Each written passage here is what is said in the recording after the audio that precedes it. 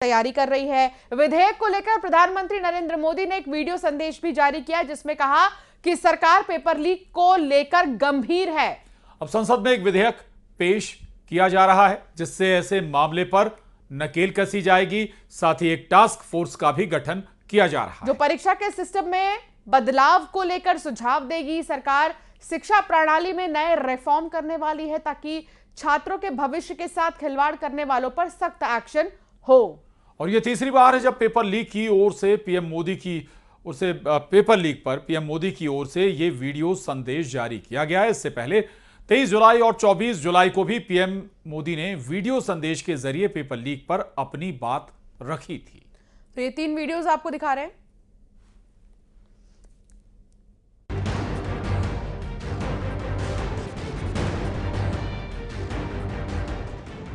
लोकसभा में सोमवार को पब्लिक एग्जामिनेशन संशोधन विधेयक पेश किया जाएगा। केंद्रीय मंत्री डॉक्टर जितेंद्र सिंह इस विधेयक को सदन में पेश करेंगे।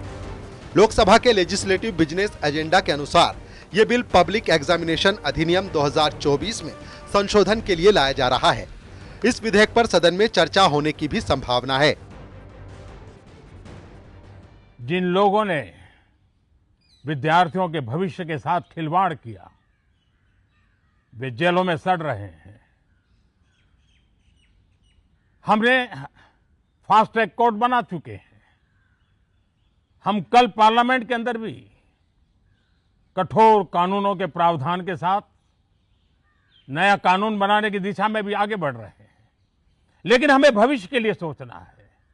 हमारी परीक्षा पद्धति विश्वस्त हो, हमारी परीक्षा पद्धति ट्रांसपेरेंट हो, हमारी परीक्षा पद्धति में सबसे ज्यादा अब टेक्नोलॉजी का उपयोग हो।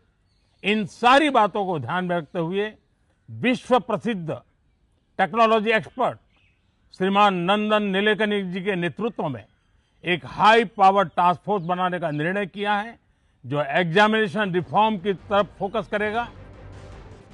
पेपर लीक पर लगाम लगाने के लिए केंद्र सरकार कानून को और सख्त बनाने की तैयारी में है। संसद में पेश होने वाले संशोधन विधेयक में दोषियों के लिए जेल और जुर्माने की सजा बढ़ाने का प्रस्ताव है। इसके तहत आरोपी को 5 से 10 साल की जेल और 50 लाख रुपए तक का जुर्माना हो सकता है। परीक्षा कराने वाली एजेंसियों पर 5 करोड़ रुपए तक के जुर्माने का प्रावधान है। 8 साल तक प्रतिबंध लगाने का प्रावधान भी किया गया है। जिम्मेदार अधिकारियों और संगठित गिरोहों के लिए भी सजा और जुर्माना बढ़ाने का प्रस्ताव है। साथ ही पेपर लीक मामलों की जांच और अपील के निपटारे की समय सीमा भी तय की जाएगी। पेपर लीक पर सरकार का जीरो टॉलरेंस पर फोकस बढ़ा है। सूत्रों की माने तो एनटीए में राधा कृष्णन समिति की 101 सिफारिशें लागू होंगी। 47 अधिकारियों की छुट्टी, नए अफसरों की भर्ती शुरू होगी।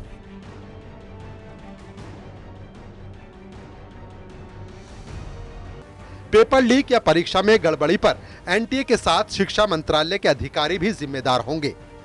नीट यूजी 2027 से सीबीटी मोड में कराने की तैयारी है।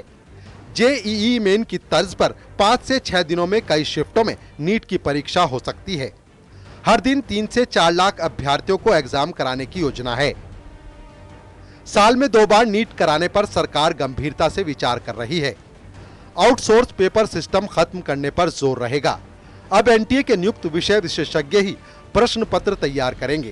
13 भाषाओं के अनुवादकों का अलग पैनल बनाया जाएगा। सरकारी शिक्षक और प्रोफेसरों को प्राथमिकता देकर प्रश्न पत्र बनाने का पैनल तैयार होगा। आईआईटी, एनआईटी, नवोदय, केंद्रीय विद्यालय और सरकारी संस्थान ही परीक्षा केंद्र बनेंगे। पेपर लीक पर स्थायी रोक, सुरक्षित, पारदर्शी और भरोसेमंद परीक्षा व्यवस्था बनाने पर जोर है। वहीं केंद्रीय मंत्री प्रहलाद जोशी ने शिक्षा मंत्रालय की जिम्मेदारी संभाल ली है। धर्मेंद्र प्रधान के इस्तीफे के बाद उन्हें शिक्षा मंत्रालय का अतिरिक्त प्रभार सौंपा गया है। वो पहले से ही उपभोक्ता मामले, खाद्य और सार्वजनिक वितरण मंत्रालय की जिम्मेदारी संभाल रहे हैं। Bureau report, news 18।